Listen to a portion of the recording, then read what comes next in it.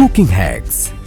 আজকে তৈরি করব দরবারি কোপ্তা। প্রথমে একটি বাটিতে একে একে সেদ্ধ মাংসের কিমা, কাঁচা কিমা, লবণ, কাজু বাদাম বাটা, পেঁয়াজ বাটা, আদা বাটা, রসুন বাটা, গোলমরিচ গুঁড়ো ও কর্নফ্লাওয়ার দিয়ে ভালো করে মেখে নিলাম।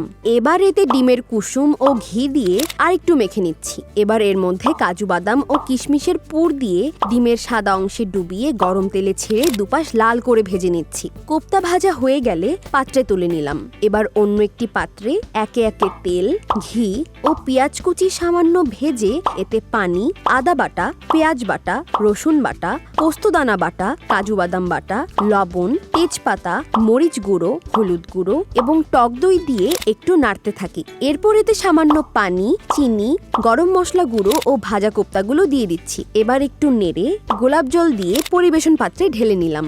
সবশেষে কাজু বাদাম, কিশমিশ, ক্রিম, লেটুস পাতা, টমেটো ও ধনেপাতা দিয়ে সাজিয়ে পরিবেশন করছি দারুণ স্বাদের দরবারি কোপ্তা। এনজয়।